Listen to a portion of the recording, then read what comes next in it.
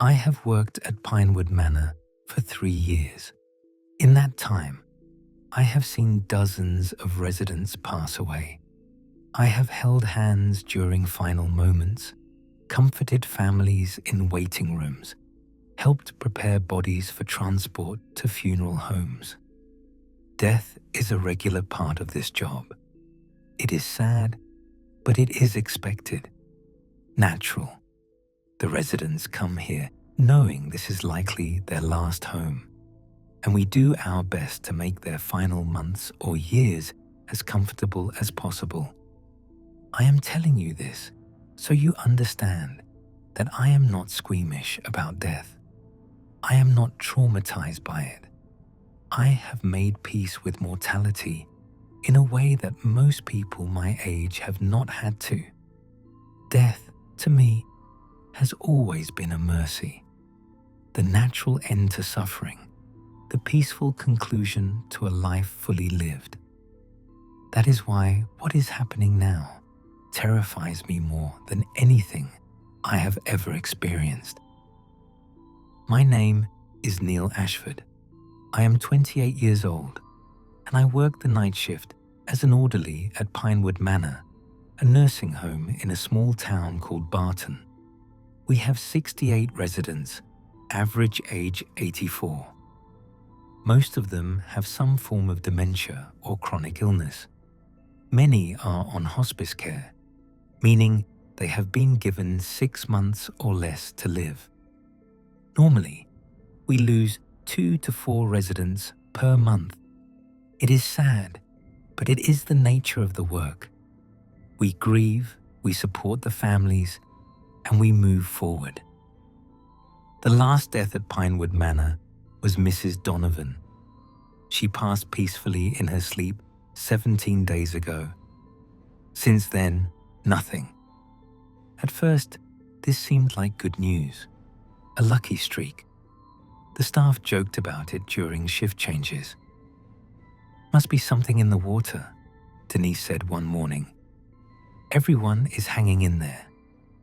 But I started noticing something the others did not. The residents who should have died were not getting better. They were getting worse, much worse.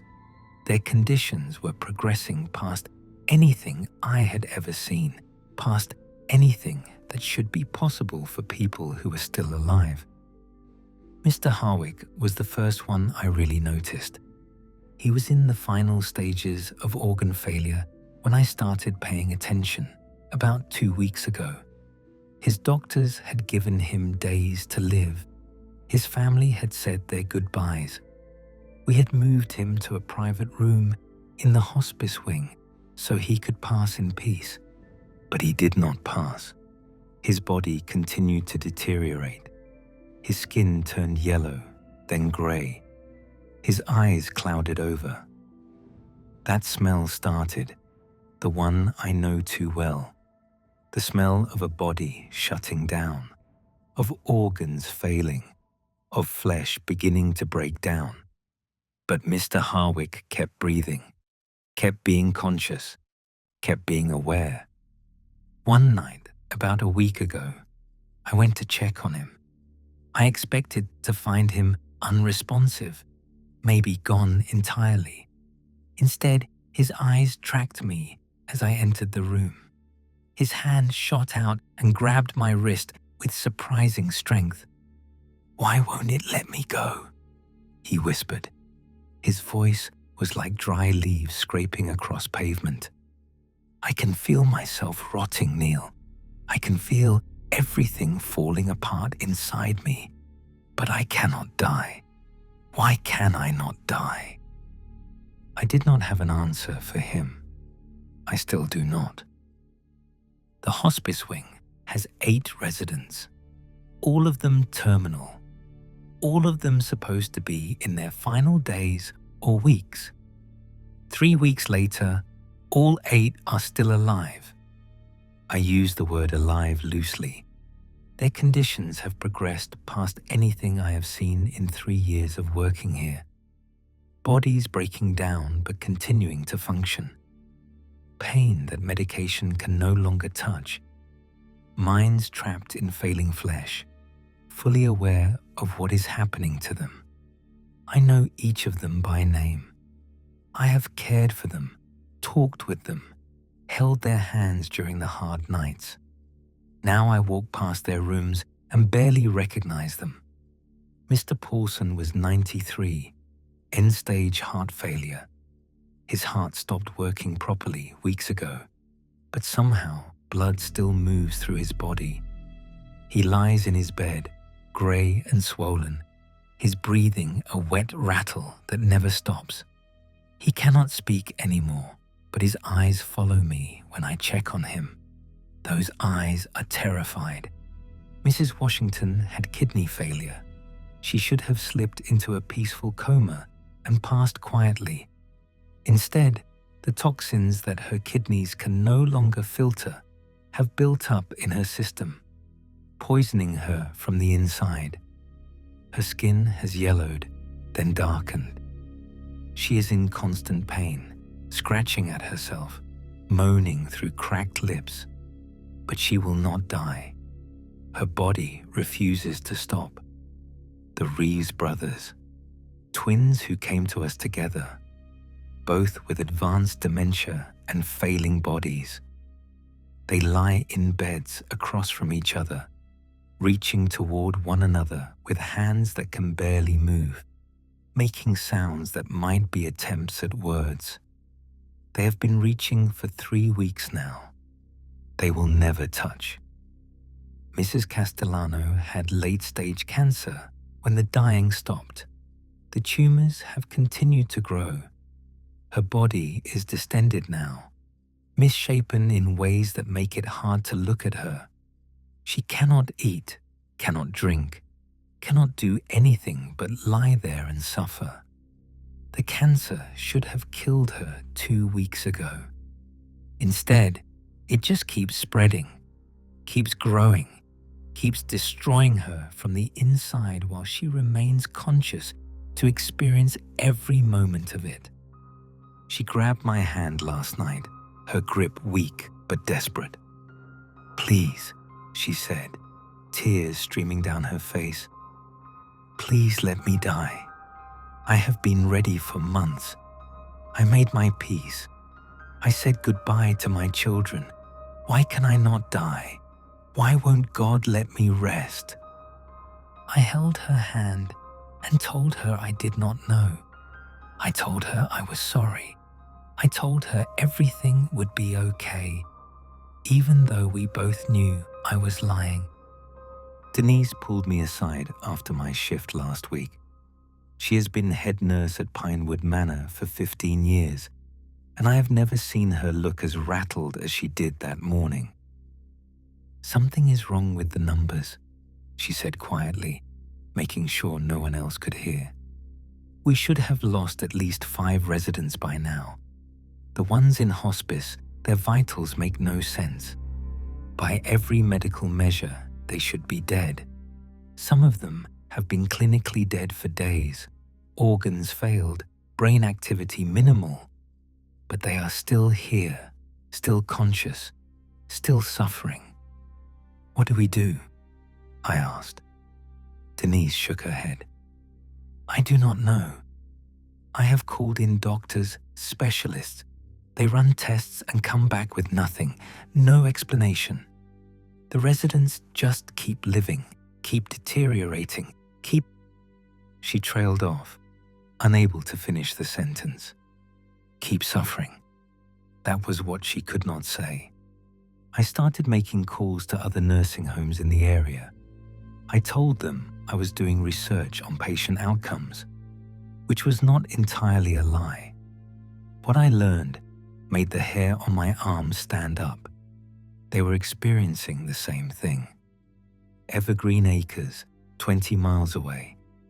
No deaths in 18 days. Their director sounded exhausted, confused, almost in tears as she described residents whose bodies had failed completely, but who kept breathing, kept suffering. Sunset Village across town. No deaths in 3 weeks. The administrator there asked me if I knew what was happening, if anyone had figured it out. I told him I did not know anything more than he did. Mercy House in the next county, same story. Residents deteriorating past the point of survival, but continuing to live. Staff confused and frightened. Families watching their loved ones suffer without end, begging doctors for answers that no one could provide. I called a hospice organization that serves the entire region. They were supposed to help people pass peacefully, to manage the final transition with dignity and compassion. The woman who answered the phone sounded hollow, broken. "We do not know what to do," she told me. "Our whole purpose is to help people at the end of life.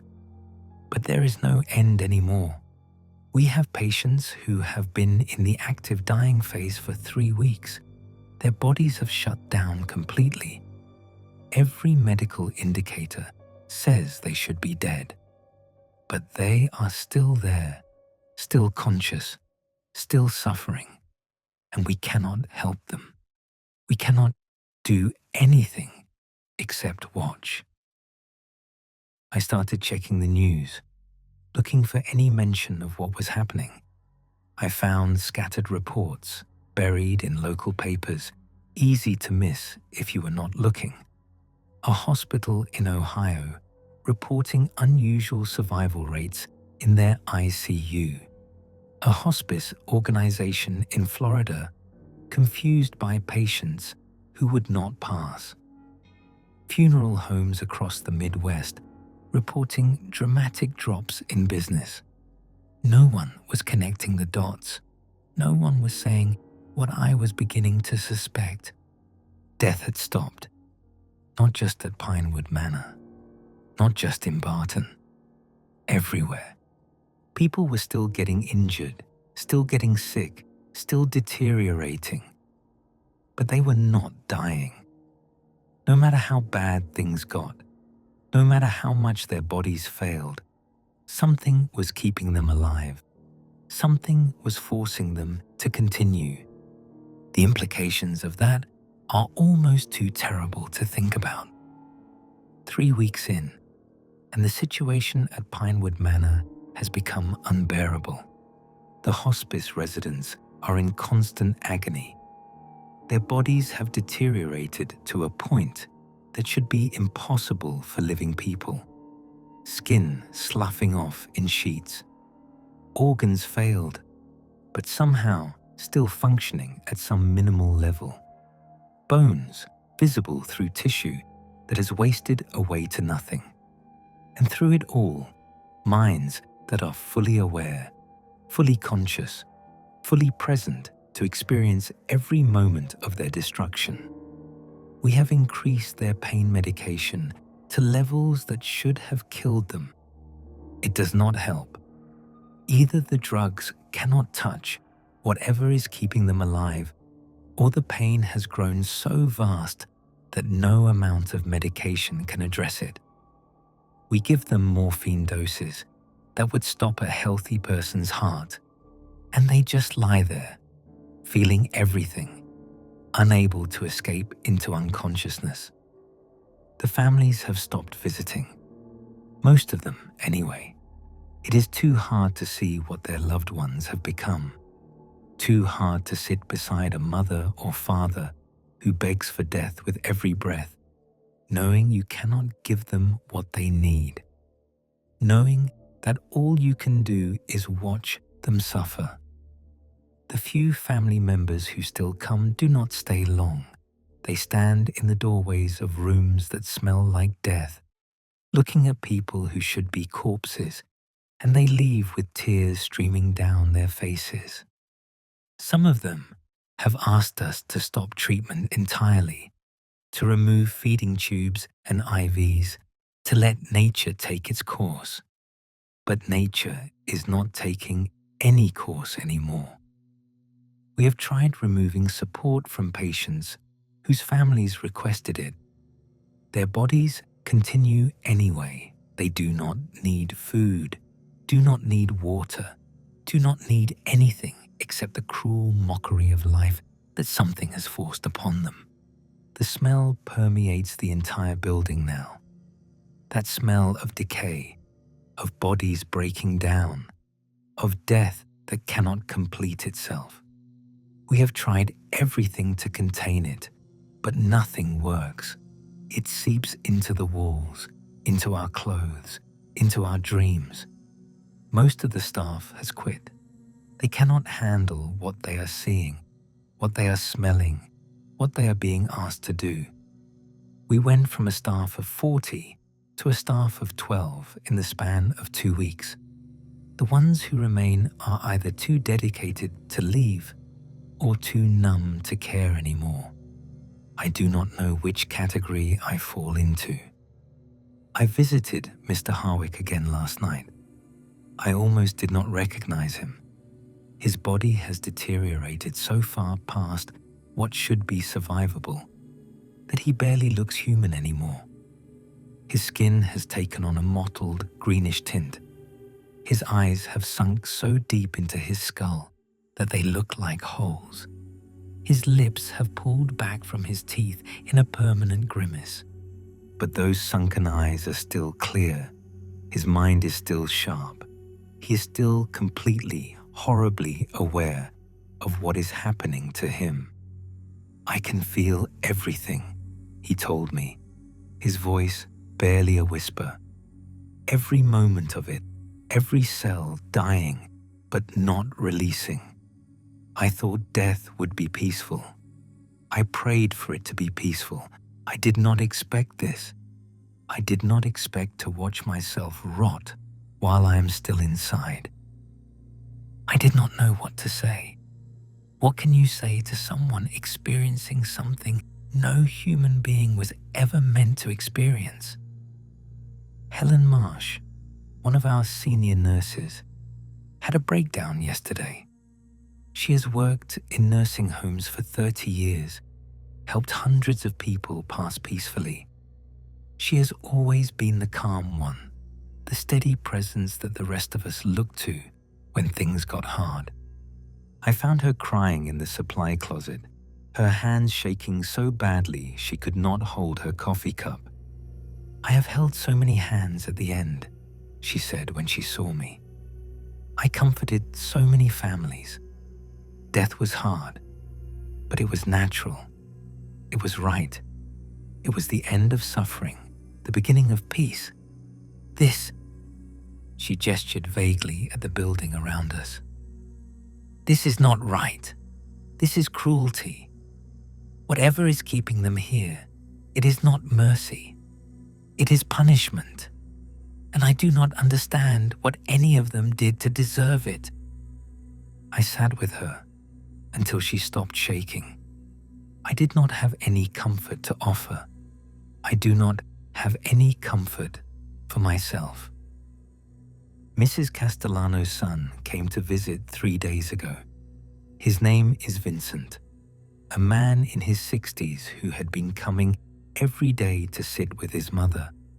He held her hand, talked to her about the grandchildren, pretended everything was going to be okay, even as her body became something unrecognizable. He was devoted to her in a way that made me believe in love, even in this place of endings.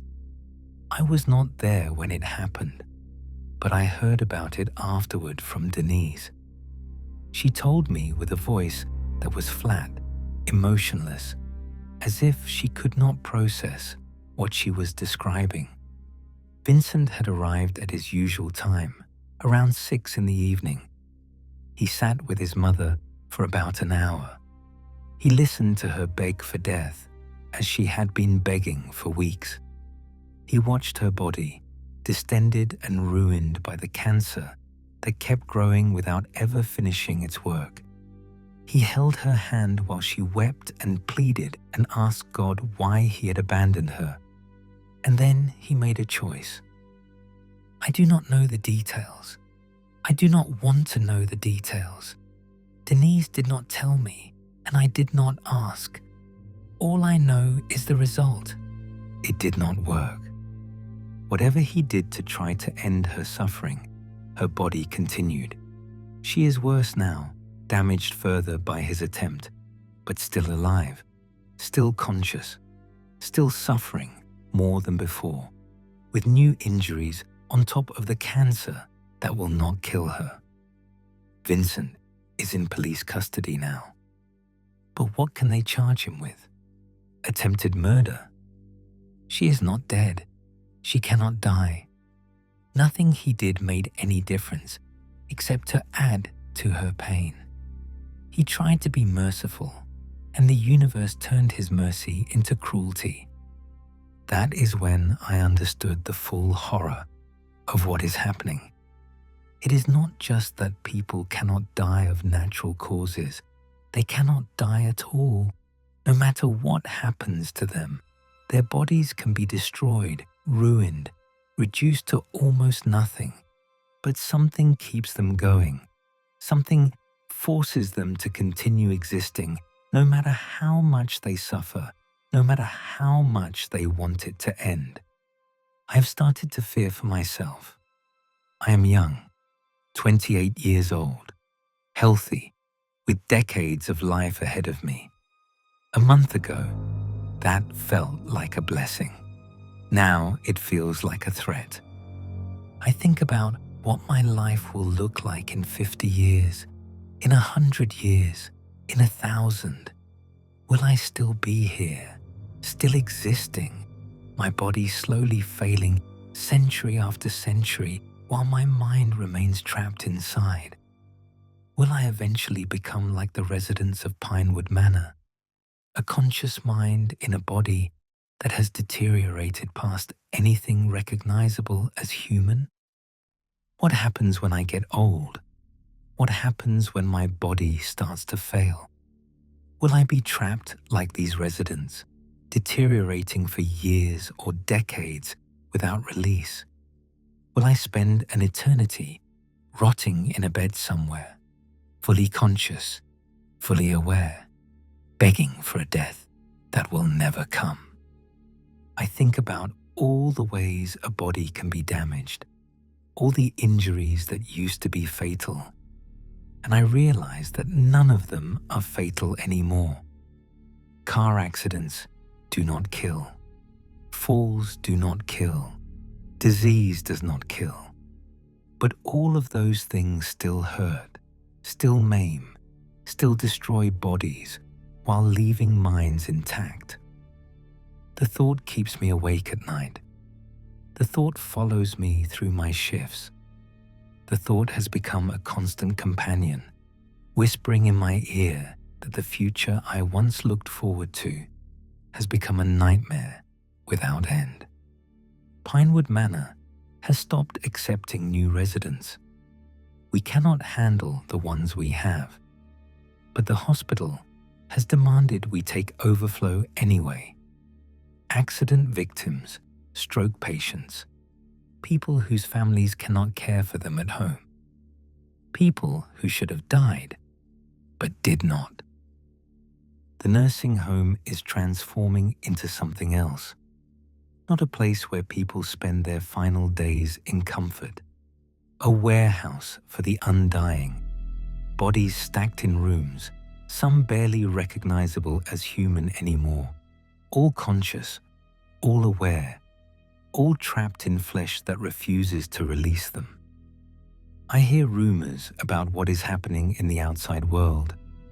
Hospitals overwhelmed with patients who cannot die but cannot recover either. Emergency rooms packed with accident victims who should have died on impact, now lying in beds with injuries incompatible with life, conscious and suffering. Intensive care units running out of space because no one ever leaves, no one ever passes, no one ever makes room for the next patient. Funeral homes closing because there are no funerals to hold. Crematoriums sitting empty. Cemeteries with no new graves. The entire death industry Billions of dollars built around the assumption that people eventually die, collapsing overnight. Insurance companies are in chaos. Life insurance policies are supposed to pay out when the policyholder dies. But no one is dying. What happens to all those policies? What happens to all those families counting on that money? What happens to the entire financial system built on the certainty of death? And the hospitals, the nursing homes, the care facilities of every kind. We are being crushed under the weight of people who keep accumulating but never leave. Every car accident adds more bodies to the pile. Every heart attack, every stroke, every illness of any kind creates another person who will need care indefinitely, forever. The math does not work. It cannot work. There are not enough beds, not enough staff, not enough resources to care for a population that never dies. Something will have to break. Something will have to give. And everyone is starting to understand what that means. No peaceful passing in your sleep at 90 years old. No release from terminal illness. No end to suffering, no matter how great. Just existence, stretching on forever. Bodies breaking down and minds enduring, trapped in a world that has forgotten how to let them rest. Last night was my final shift at Pinewood Manor. I have decided I cannot do this anymore. Not because I do not care about the residents, but because I cannot help them. No one can help them. All we can do is watch them suffer and pretend we are providing comfort when we both know comfort is no longer possible. I walked through the halls one last time, past rooms full of bodies that should be corpses, past faces twisted in endless suffering, past that smell of decay that permeates everything, that has become the smell of a world without mercy. I stopped at Mr. Harwick's room. He was awake, as he always is now. I do not think he sleeps anymore. I do not think any of them do. His eyes found me in the darkness, still clear despite everything else that has failed. I used to pray for a long life, he said, his voice barely audible. I was afraid of dying, terrified of it. I did everything I could to stay healthy, to live as long as possible. I thought death was the enemy. He paused, gathering strength for what came next. Now I understand. Death was never the enemy. Death was the mercy, the natural end to suffering, the reward for a life fully lived. And something has taken that mercy away from us. Something has stolen the only peace we were ever guaranteed. He reached out and grabbed my hand. His grip was weak now, nothing like the strength he had shown weeks ago. But his eyes were intense, desperate. Find out why, he said. Find out what did this to us, and find a way to give it back. Give us back the right to rest. Give us back the death we earned. I promised him I would try. I do not know if I can keep that promise. I do not know if anyone can. I left Pinewood Manor as the sun was rising. I stood in the parking lot and looked back at the building. Through the windows, I could see the rooms, the shapes inside, moving slowly or not at all. People who should have found peace weeks ago. People who may never find peace again. In the distance, I heard an ambulance siren, bringing more victims, more people who had accidents or heart attacks or strokes, who should have died but did not. More souls delivered to a world that has forgotten how to let them go. I do not know where I will go from here. I do not know what I will do. I do not know if there is anything that can be done, but I know I have to try to understand what has happened.